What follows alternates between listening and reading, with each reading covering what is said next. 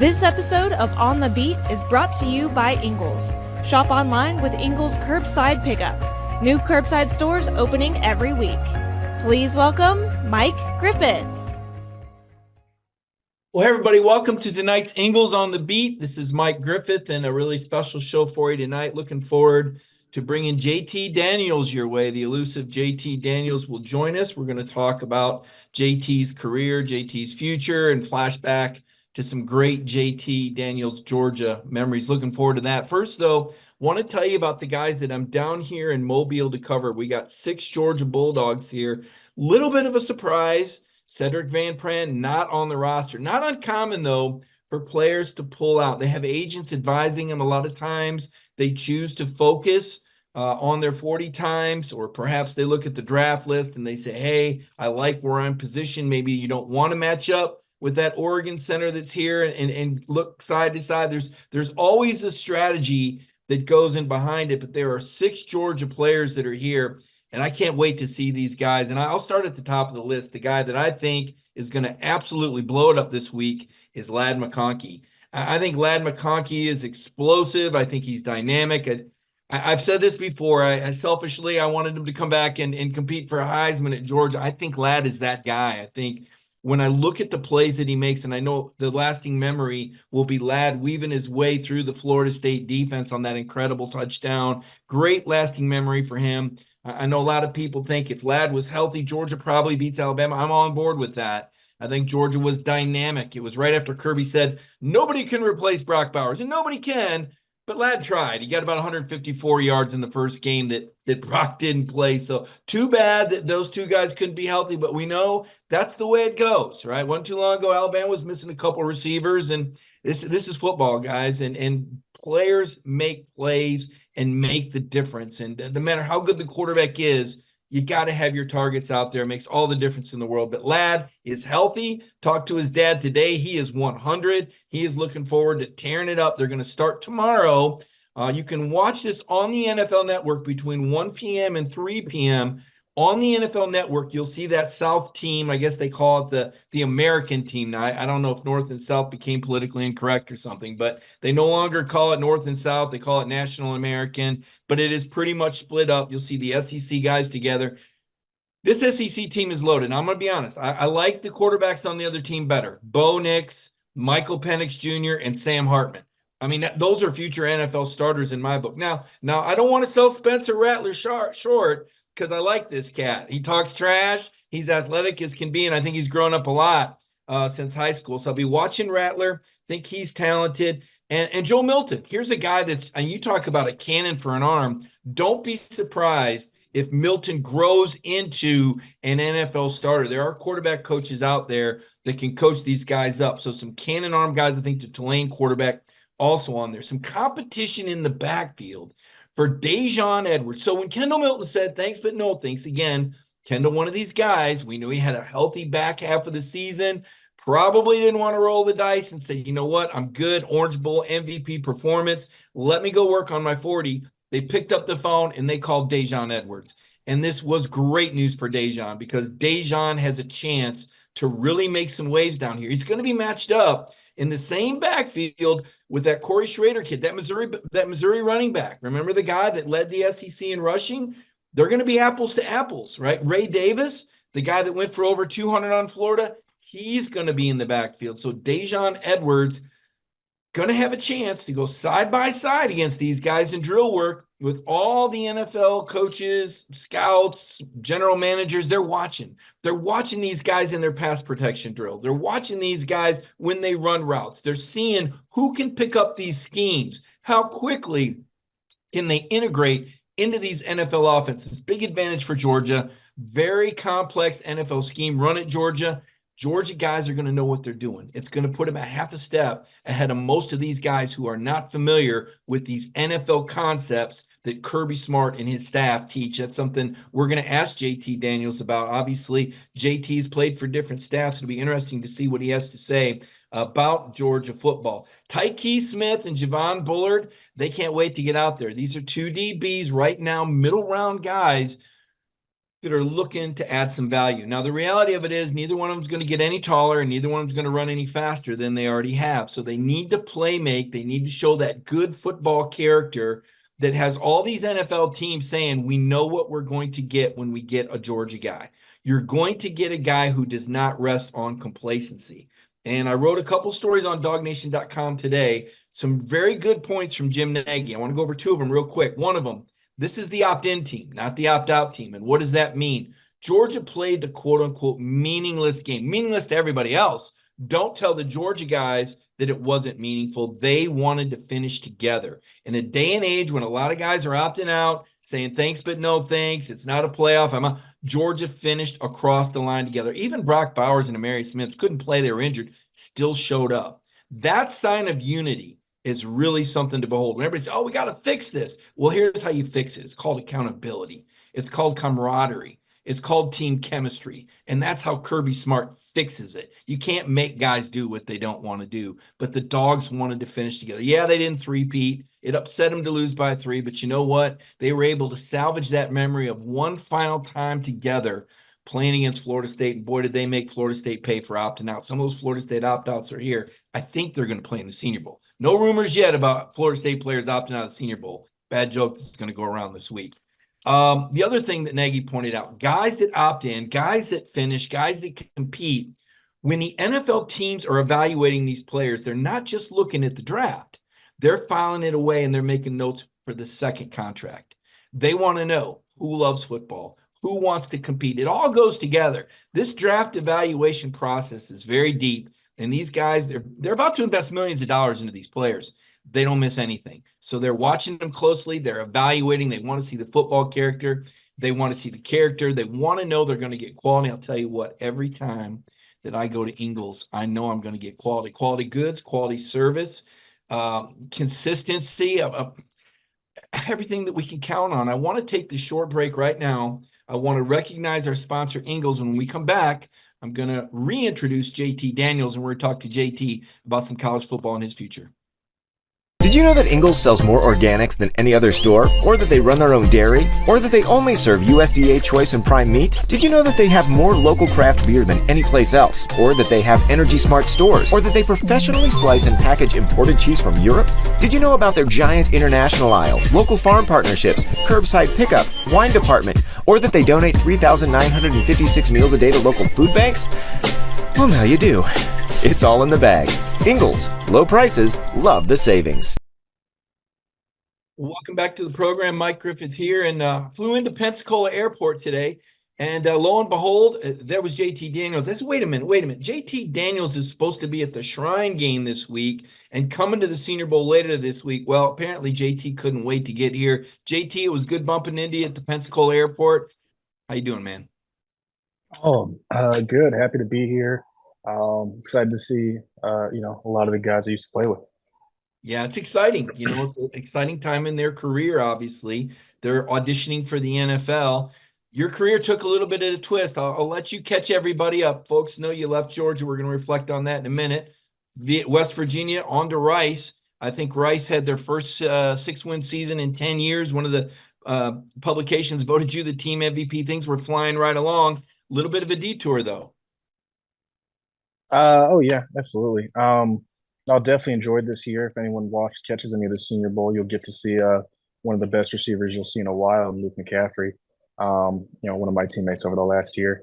But yeah, man, wouldn't have any reservations for how it finished up or how it went down. Right, JT, now looking forward to, I think, a coaching career. Last time I talked to you, this was something you were going to be interested in. I go back to interviewing your high school coach, Bruce Rollinson, back there at Mater Dei, the high school superpower. Man, I learned a lot on that trip. And he was talking about, as a 6th grader, you getting up and diagramming all these plays and your coordinator Money telling him, hey, you got to catch this kid. Where does all this goodwill hunting of football come from? I mean, were you always just a football guru, or was this something that you just had a passion for early in life? Yeah, I guess I just always did. I started playing quarterback when I was 9. And then, I was the most fortunate aspect to my career was running into Dave Money, offensive coordinator at Mater Dei at the time. and learning football at such a young age and just genuinely enjoying it. It's hard to get a fourth, fifth, sixth grader to pay attention, but I was there, multiple hours a week. It was just fun, and I've always just had a genuine interest in the schematic aspect of the game. Yeah, and now it looks like you're going to be teaching that, looking to teach that, looking to show others a lot that people have gained from. I know that recently we were talking to Carson Beck at the Orange Bowl, and he said a lot of the things that he does, he picked up in some of those quarterback meetings from you at Georgia. I know when Kirby Smart was asked about the quarterbacks and how they influence the room, Kirby Smart's quote was, let's see here, JT, one of the smartest guys. Oh no, excuse me, that was a Carson Beck quote. Yeah, Carson Beck said JT, one of the smartest guys I've ever been around, maybe the smartest. A lot of the stuff I do now, the way that I read different plays, see coverages, really what he taught me. When we think about quarterback rooms, and I go back to the room you were in with Jamie Newman and Stetson Bennett and Carson, Dwan Mathis, you typically think that there's this cutthroat competition, but reflecting back on your time here, that wasn't the way you approached it. Yeah, and it never has been. I've been fortunate to always have good quarterback rooms. You typically see it about the same that I do. I think guys just understand only one can play, and whoever it is whoever coach thinks is best for the team to win. And it's just the nature of the position that going into it. Right. So like the most important part is like while I'm on the team, the number one mission is the team winning, whether I'm the guy playing or I'm not. It was always the case where I was that way. And it was always also the case that Stetson was that way. In the same ways that I was very interactive and helpful for Stetson, he was the same way. If you followed that 2020, he was the guy. Then I was the guy. 2021, I started. I was hurt. He started. I started. I was hurt. He started and played all the way out.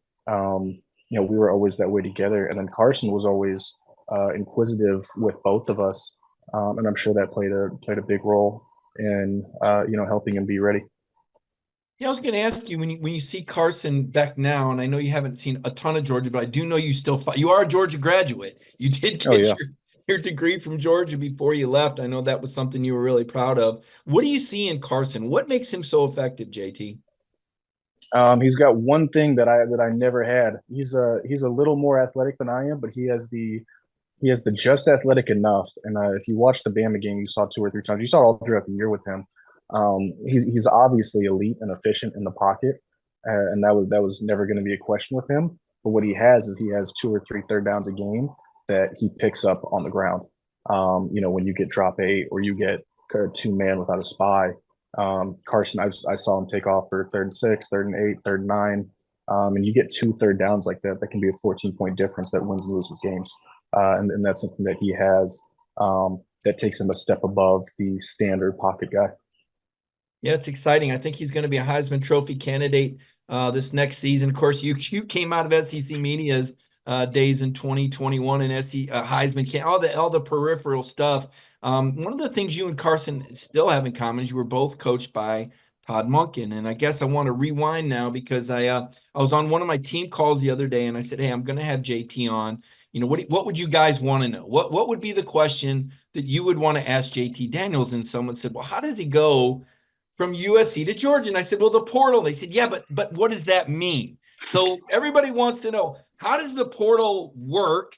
And how did you end up at Georgia of all places? How did that go down? The portal itself is a pretty simple process. You sign your name on a paper. For getting in it, every decision I always had in the portal was directly involved heavily with the head coach, where it was a mutually agreed upon decision that made the most sense for both. Made the most sense for both. I want to say Coach Smart was my first text that I got in the portal, and I'm not going to say I made my decision that day, but I had a pretty damn good idea of where I wanted to go, especially the more and more that I talked with Monk, and I got to watch him show how he called games at Tampa, how he runs an offense, and it was right at my wheelhouse. What is it about Todd Monken? I looked at Lamar Jackson's numbers and, the playoff game aside, there was some mistakes made and some turnovers. I think they had 3 turnovers, but Lamar, he goes to the Ravens and Lamar Jackson has a career year. I remember you telling us once at Georgia that there's always an answer. And we'd always heard there's no such thing as a perfect offense, but you made it sound like Monken's offense was about as close to perfect as it gets. Yeah, I think he works with you heavily as a quarterback, and that's not always the case with offensive coordinators and with play callers and just in general great minds in whatever industry it may be. A lot of them will, view themselves or understand that they are very intelligent, they're smart, and want things to be done their way. I think Monk always understood that if the quarterback can't, if the quarterback doesn't feel comfortable running it, it's not worth calling it. Um, so throughout all of my time with Monk, I was heavily involved with what got called, and it was the same way with Stetson, same way with Carson. I bet it's the same thing wherever he goes, because there's obviously you can speak for as long as you want about how intelligent the guy is and how well he understands the game, but the ability to understand exactly how to use Brock Bowers, to understand exactly how to get, what does Carson want to call this week, or what does JT or what does Stetson want to call this week. I think that takes you a step ahead. Yeah, I found those Kirby smart. And Kirby talked about this recently at the Orange Bowl, JT. It was really interesting. I'm thinking JT's been gone 2 years. He's still talking about JT. But he was asked about Carson's development, and he said people keep forgetting that Carson was here with JT Daniels. So he sat in meetings with JT and Monk when they go back and forth about what the read is, what they're looking at, and how we're doing it. So I guess this plays into what you're saying. You would have discussions with Todd Monken about how best to do this and how things would go. Man, that's incredible interaction. You mentioned a name a second ago. I want to ask you about Brock Bowers. You got to play with Brock. I think your start of 2021 with Brock Bowers, the Clemson game. I think he was instrumental in that game. That was a game, and I'm going to ask you about the injury in a second because people have always asked me what was the injury at the beginning of 21. But tell me about Brock Bowers. You were the team leader. You were the guy, and this freshman from California comes in. What did you see, and how soon did you know that Brock Bowers might be something special at Georgia? Yeah, I was heavily involved on, I want to say it was his official or his unofficial. And after that, I watched him play in high school. He was a good bit skinnier. And I'm pretty sure COVID took a pretty big hit on his senior year. So he looked kind of wide receiver-ish. But in like the first week he was here, he ran 22 miles an hour on the GPS. So you kind of knew he was going to play. Yeah, you kind of knew he was going to play. And I'm pretty sure I remember Monk talking about it in one of the early spring ball meetings. It was like Brock's just too good not to play right now. And you never, especially at a place like Georgia, you really don't want true freshmen to be the one playing. But there are exceptions to every rule, and he's the definition of that. And yeah, his first game at Clemson, I want to say he was our leading receiver. But you knew right away that he had a rare combination of athleticism and like explosiveness, with also really elite ball skills that is hard to get from a tight end body. Yeah, our producer was asking in the pregame, and forgive the Georgia fans, but they're Georgia fans, and they love the stories. And the George Pickens that we see on television now, the George Pickens that we saw have, I don't know, almost 160 yards in the first half against Baylor. That's probably one of the things you looked at when you were considering Georgia, was that number one. Tell me about George Pickens, because it looked like you would throw him the ball sometimes, even when he wasn't open. Yeah, George is a character, a person, really funny guy, just on it, like a really like cool, genuine dude. Very fun to be around. Yeah, I think George liked me right from the start. And as soon as I got there in like the summer 7-on-7s, when you do 1-on-1 7-on-7, no pads, just shirts and shorts. He catches he will only catch with one hand sometimes, catch everything, doesn't matter if he's guarded or not. And he knew from that point. I pretty much told him I don't really care if you're open, as long as you don't let it get picked. The ball's probably going to go to you. And it did. Whenever I played with healthy George, he had a lot of targets, caught probably 80+% of them. But one time it got picked, I got smoked against Cincinnati. Ball was like 5 yards inside, and he forced a fumble on it. So he held up his side of the bargain. Ball's going to keep finding him. Yeah, I made well. And, JT, your first start, believe it or not, this surprised you. It surprised me, too. That was the last 400-yard game against Mississippi State. You wore the black uniforms. It was a tough time for Georgia. There'd been some injuries the game before. Stetson had hurt his shoulder. I know your knee wasn't quite right yet. That was one of one of the issues with COVID is your knee recovery, maybe not as fast as it would have been had there not been COVID and maybe a cleaner rehabilitation process. But you went out there, threw for 401 on a night. Georgia carried 23 times for 8 yards. And you won the last, I think, 4 games of the season. What was that like when you finally got to play at Georgia after spending most of the year on the scout team? Yeah, I mean, obviously that was really fun. Um, it felt great to play. That was the first time playing for me in 14, 15 months. Going from starting every single game every year for the first however many years of my career it had been up to there. So there's definitely an adjustment of going from being the one as a true freshman to being the scout team guy, and then later in the year, like I just got kind of thrown into it. I went straight from scout team to the starter within a week. I was pretty lucky. We had, I think Missouri was the first game I was supposed to start. It got postponed for COVID, so I had 1 week of practice with like the ones again. Um, but yeah, that whole experience was phenomenal, and I think gave us a lot of momentum going into 2021. It really did. It kept the top 10 streak going. That win over Mississippi State was the first win of the current 27 game SEC regular season win streak. They haven't lost a regular season game since then. Probably doesn't surprise you. You mentioned being on the scout team. There's a couple guys here that I know you're here to see as well that were scout team teammates of yours. Ladd McConkey and Marcus Rosemy Jack Saint. When you would play the ones, these were some pretty talented young guys. Tell me what we can expect to see from Ladd and Marcus Rosemy, Jack Saint moving forward as they go into the NFL. Yeah, both hyper elite ball skills. Marcus was very George-esque in his ball skill ability. It's rare to see ball skills anywhere near George, and Marcus ain't too far off. In the entire time that I played with both of them, I don't think any of them ever had an MA or missed assignment, ran the wrong route. Super rare, especially if you're playing in a Georgia, more NFL style offense. They're both do everything right, plenty athletic enough, hyper elite ball skills, and just have a great feel for the game. And that matters so much for a quarterback. Yeah, no doubt about it. And the momentum was there, right? We saw it carry into the spring game, into the off season. You took some guys or some guys showed up in California. Pretty unique training opportunity out on the West Coast for some Georgia players. But then the fall came, JT, and you disclosed something to me. I guess I didn't really know, but the injuries and there was such a cloud over it, and understandably, right? I mean, injuries are strategic for coaches, and I didn't know how injured you were for Clemson until I noticed you were wearing a flak jacket. So I didn't really understand that. But for the folks that don't, and I'm one of them, that aren't clear, like, how did this injury, when did it start, and what was the recurrence issues that ultimately forced you to the sideline in the middle of 2021? I had a lateral oblique in the left side, and then a lat grade 2 in the right side. Lateral started sometime in summer, took a few weeks off, was feeling really good through fall camp, wasn't feeling good at Clemson, so I couldn't play against UAB.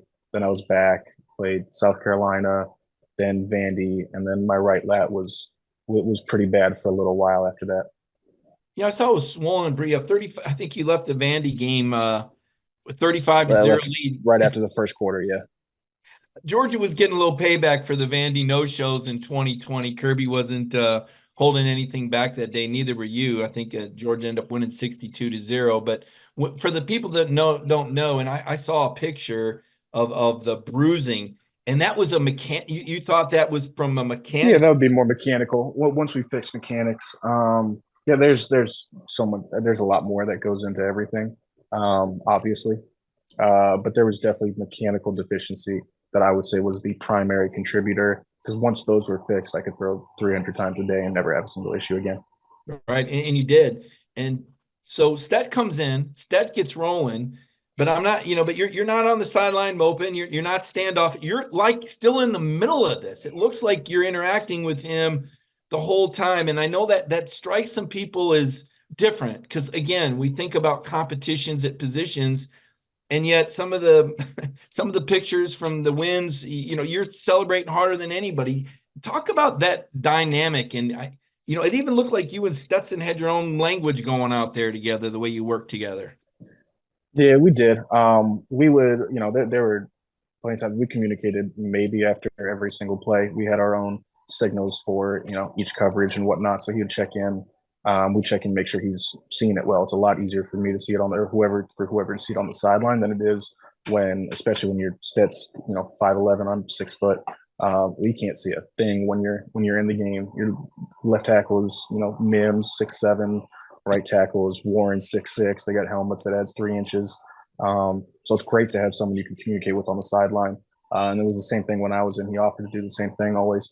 Um, so we did always communicate that way. And it's a common thing. I don't know if it's common in other quarterback rooms. It was never common in any quarterback room I was in. And it's definitely never like receivers. Receivers are always super excited for their guys. Like Marcus was George's biggest hype man when he was a freshman. And it was just always the same thing for us. And it's something special that definitely happens at Georgia more than most places you'll see when you see how like hyperactive Georgia's sideline is. And you love to see that when a team has a super excited sideline. But like especially when you're that good, like you just the win itself is the goal, whether you're the one playing or not. And I think that's something Coach Smart hammers all the time, and something that actually is like believed and bought into. Um, it wasn't just a quarterback position where there was a next man up thing that happened that year. There was a lot of positions in which that happened, and you never heard one story of a guy transferring midway through the season or some locker room commotion over anything like that. Guys just wanted to win. Yeah, and obviously they have at a record pace the back-to-back titles, the 29 game win streak, a streak now of 7 straight top 10 finishes of which you were a part of, a streak of 7 straight bowl games. I mean, Cincinnati had you on the ropes, man. I thought you were dead. But you guys came from 21-10 down against an undefeated Cincinnati. Everybody making a big deal of Florida State not getting in the playoff undefeated. Let me tell you, Luke Fickell and the Bearcats, they were trying to prove something that day as well. I want to flash back to something you just said. You don't see it at Georgia, and you've been other places. You've been at USC under Clay Helton. You've been at Georgia, obviously. You went to West Virginia, and you finished with a Rice program that's got good momentum. All those programs have great attributes, I'm sure. Other than that camaraderie, and I'm sure it's everywhere. But what are some other things that set Georgia apart from some of those other programs, JT? The It's tough to compare it to the ones I've been.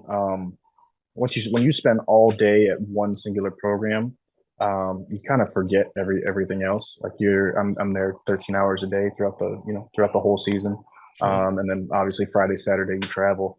So that's 30 hours straight that you're with the team. So it's tough to compare necessarily to each individual school. But in general, where Georgia separates depth and recruiting, obviously that doesn't even have to go stated.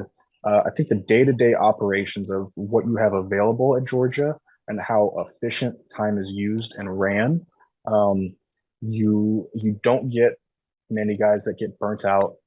You get a lot of guys that are fresh and ready for practice, and you get a lot of guys that just want to be there throughout the day. And that's the biggest thing when you have, yeah, morning stuff, school, afternoon, and you have continual 13, 14, 15-hour days for 6 months straight. Like you need guys that want to do that.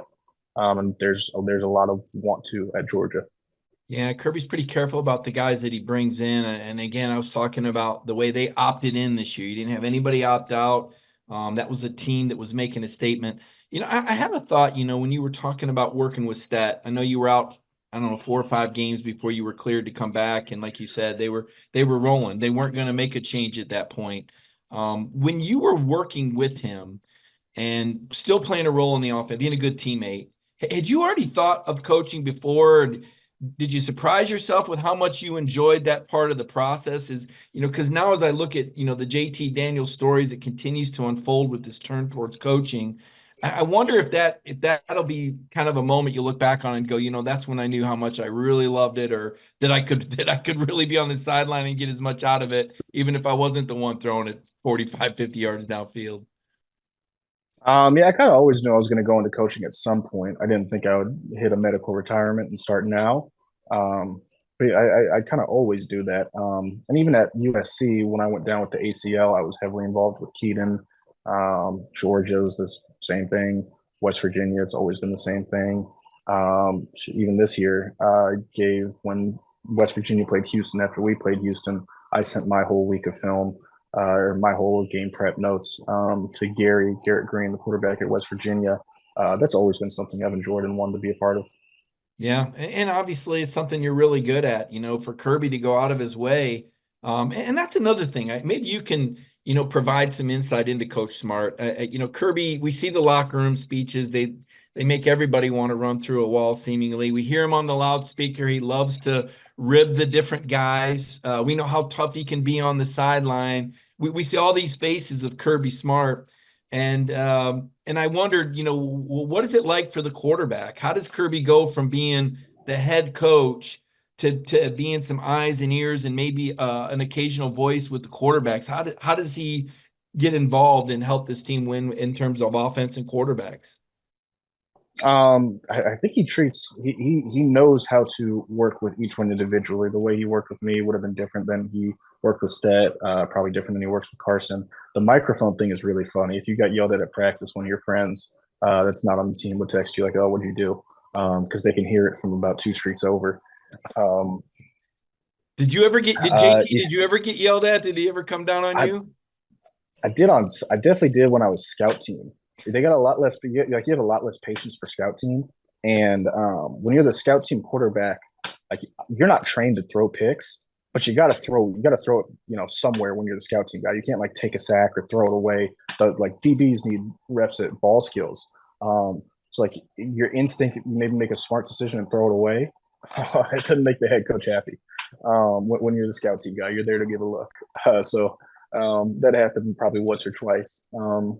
But in general, like when I was the guy, no, he was very like understanding, on my level of very neutral with me. I think he just like he knows how each guy operates. Like Stet maybe needs to be fired up a little more sometimes. He was just never like that with me. Him and I were always very like like calm and rational with each other all the time. Yeah, it's interesting. It makes me think about Nick Saban and one of your buddies, Bryce Young, and how different Saban was with Bryce Young than some of the other quarterbacks. Good coaches have a way of knowing how to motivate all these different players.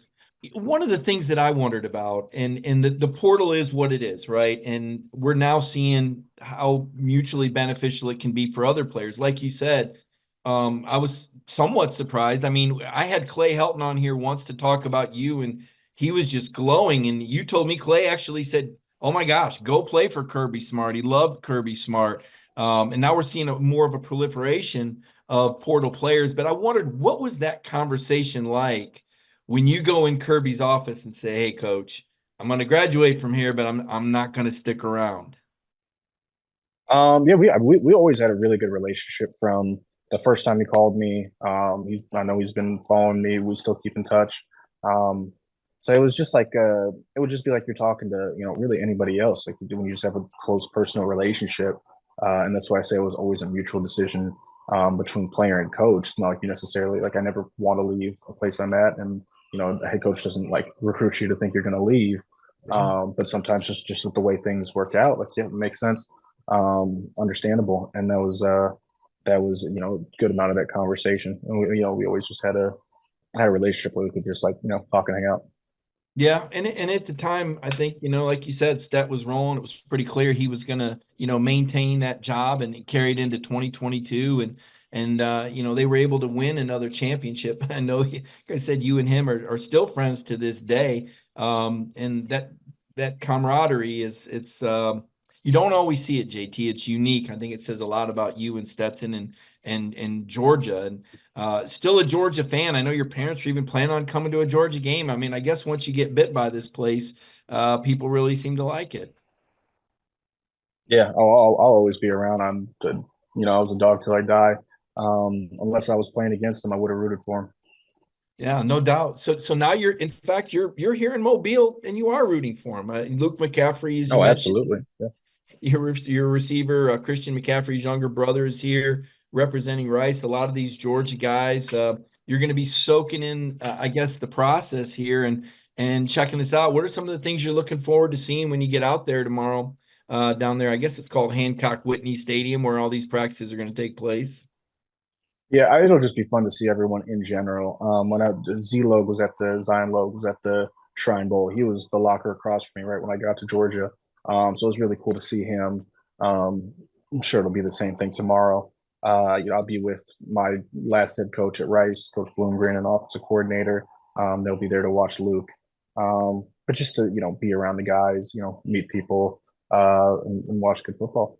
Yeah, so many years, so many people supported you as you walked through, went on your journey through modern day as a national player of the year, I guess 3 years, and then you actually left high school an entire year early as opposed to graduating early. You had all the great momentum, and even now, so now it's kind of turned around. Now you're the support figure, you're looking to be the coach, and you work with Jordan Palmer still. He's obviously one of the most elite quarterback coaches in the country.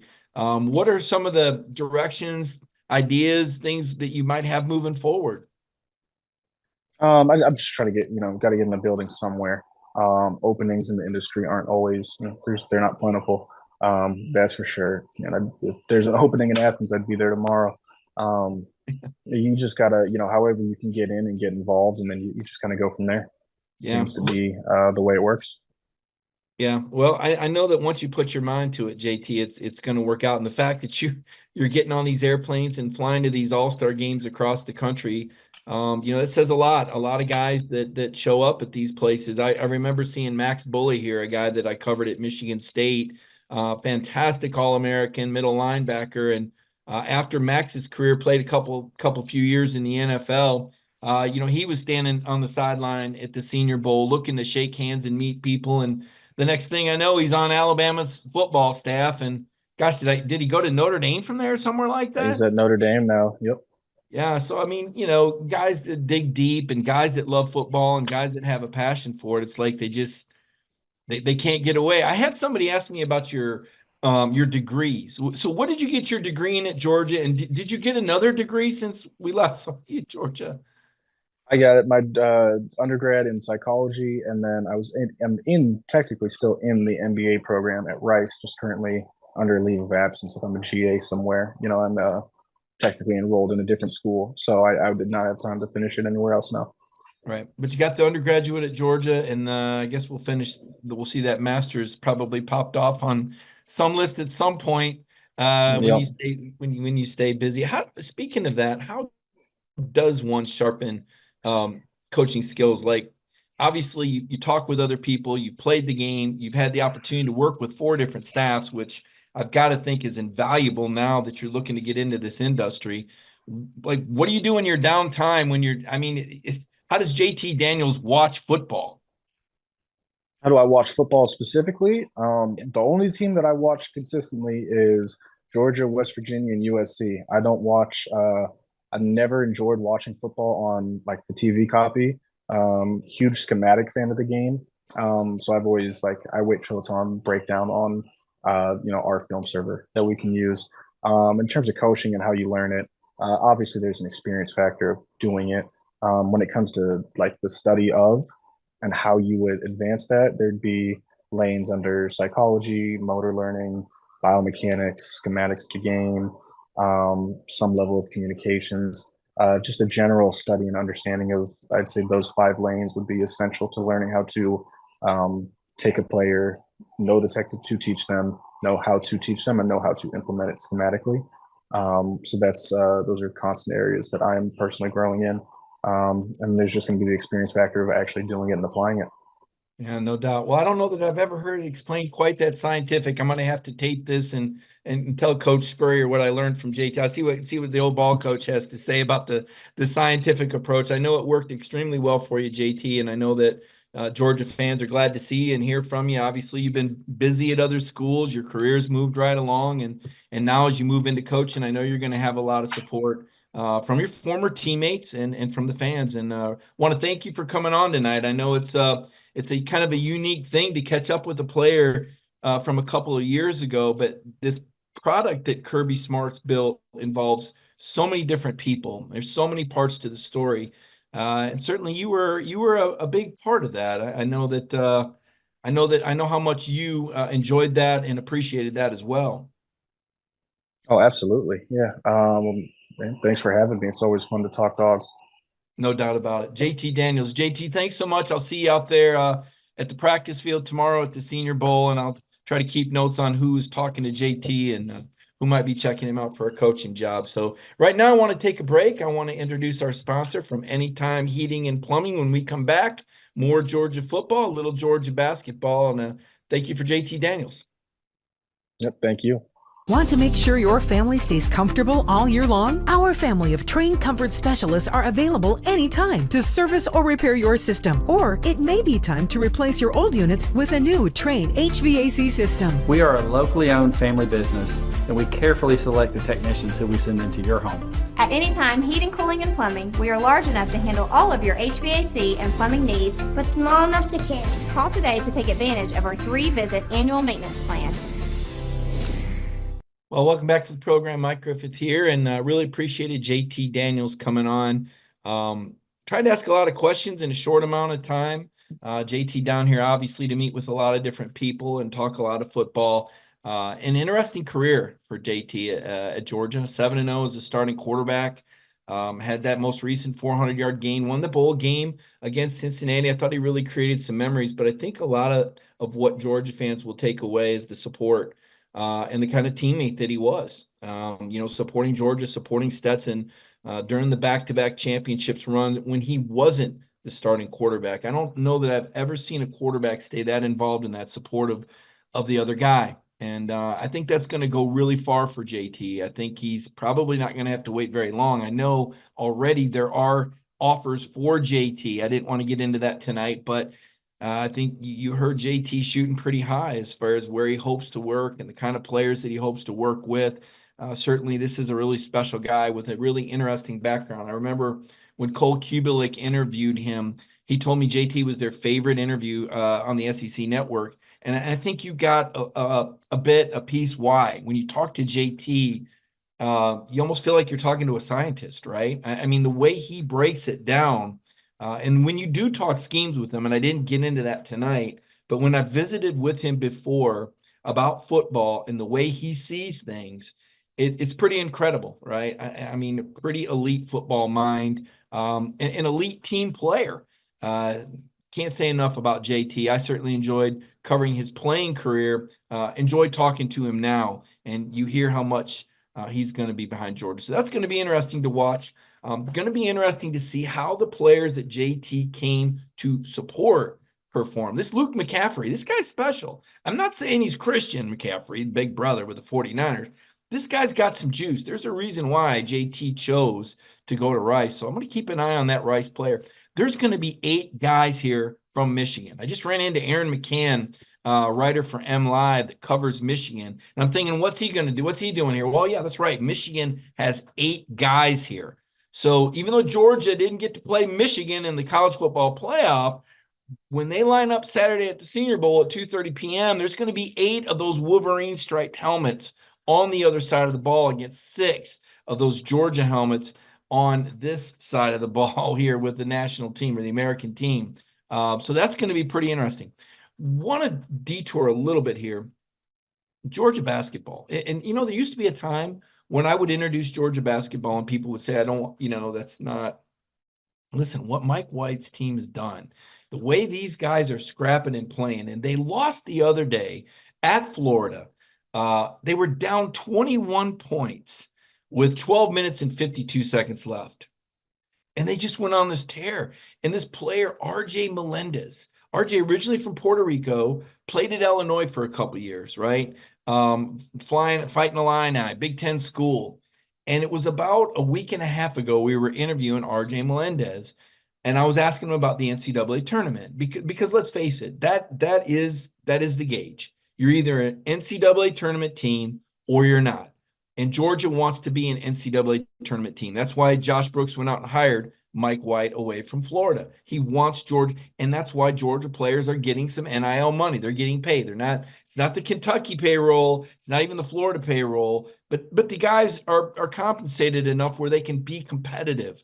And you're seeing that momentum now, and you're seeing these guys play together. And this Melendez, he scores 35 points. I mean, this guy was on fire. I haven't seen, Dalton Connect from Tennessee had a day like that against Georgia earlier this year. And I'm just thinking to myself, if this guy can continue to drop these threes, drive to the basket, makes these dunks, I mean, maybe Georgia's found something here. They better hope they did, because Wednesday night at 6:30, a really good Alabama team, 6-1 in the league, is going to come in to Stegman Coliseum and stay. They got to get that place packed out.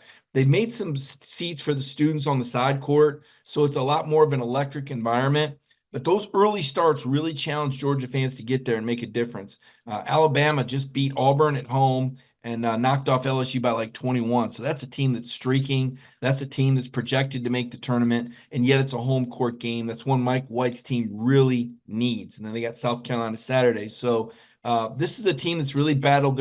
They're right outside the bubble right now. It looks like the SEC is probably going to get anywhere from 7 to 9 teams in the NCAA tournament. I think 7.5 would be my over-under. Georgia right now is right around 9. Okay, Florida's probably 8. South Carolina's probably 7. As things stand, Ole Miss is kind of in that picture, 6, right? So the Dogs have their work cut out for them. They still have 2 games left against Auburn. That's a Final Four potential Bruce Pearl team, and they got to play them at Auburn and at home. So the schedule's not going to get any easier. There's challenges ahead. Really need this game on Wednesday night. If you are a Georgia fan and you live anywhere near Athens, you may want to be there. This team is hot, right?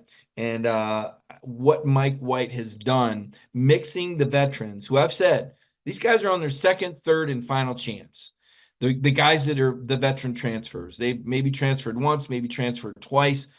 Their next plane ticket after basketball season is probably overseas to play in Europe or Turkey or China.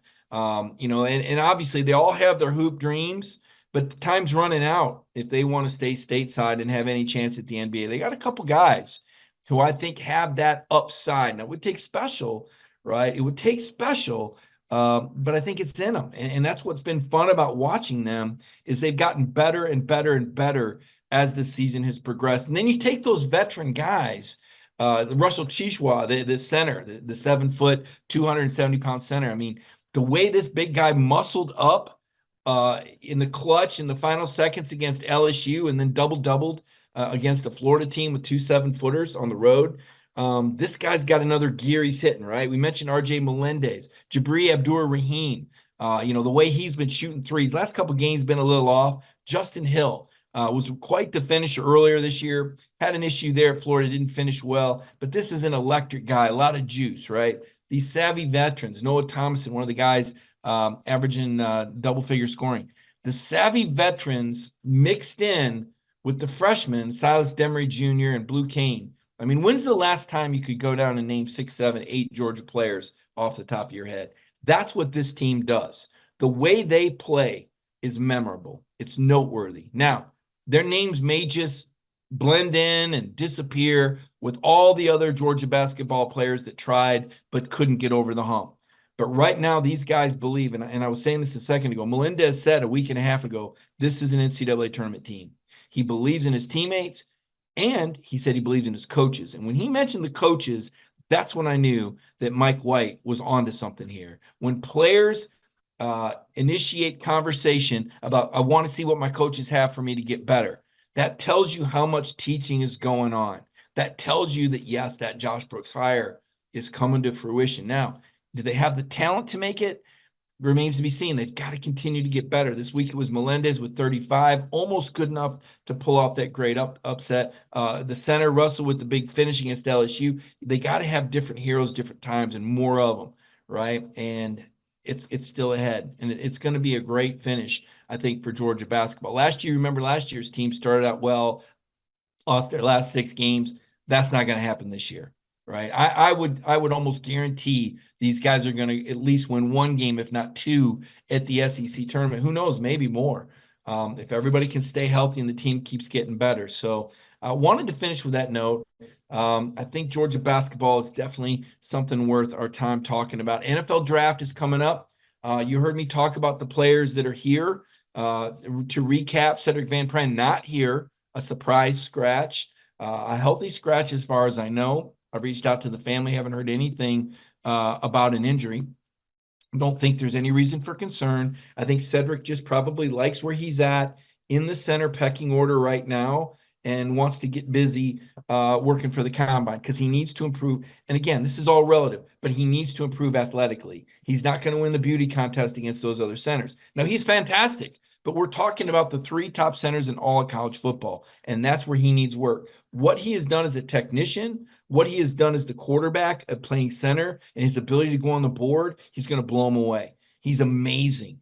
Cedric Van Pran is amazing on the board when it comes to diagramming everything and directing traffic. He can do that, right? His technical skills are great. He's got to work on athleticism. He's got to show improvement between end of the season and combine to be able to compete for that top center spot. He's either 1, 2, or 3, and that could mean a whole round. That could mean 30 to 40 picks. So he's busy doing that. Ladd McConkey's here. Ladd's got the juice. Ladd's healthy. Ladd's going to have a healthy week. He's going to go up against some of the best corners in college football. He's going to be hoping that Spencer Rattler and Milton can put it on him in these drills tomorrow. I'm going to be there with Kaylee Manziel. We're going to do a show tomorrow night on DawgNation around this time where we're going to tell you everything that we saw at practice. Rosemy Jack Saint, you heard what JT said that he was Pickens-esque. George-esque was the words he used. The ball skills that he had, just abnormal, right? And we know how he blocks and fights on the perimeter. So I'm going to keep a close eye on MRJ and Ladd McConkey on the perimeter.